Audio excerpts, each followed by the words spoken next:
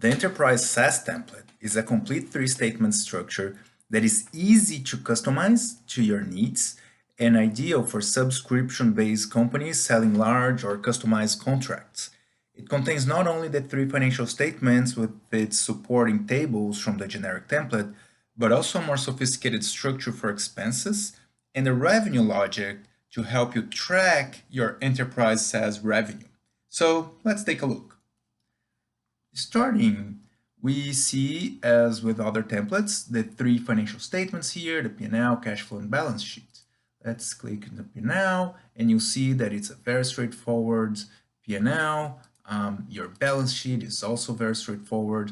Remembering that anytime you want to see where something's coming from, you can always click its formula and look at this. So for example, banks is coming from the banks row, from bank accounts table, from the assets space. And we'll get there in a second. Let's just look first at the cash flow as well, which as always, we use the indirect method and create a cash flow based on formulas on top of the P&L and the balance sheet.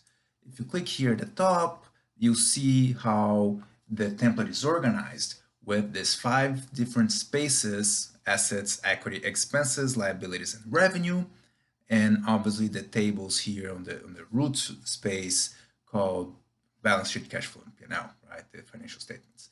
Entering any of these, you'll see the specific tables for each one of these classes, right? And if we go here to expenses, that's where we see some new things, right? First, we have a subspace here for personnel that subdivides into G&A, R&D, and sales and marketing, right? And if you click, so you have the space here or the table here where you can add your employee salaries, your benefits, your payroll taxes.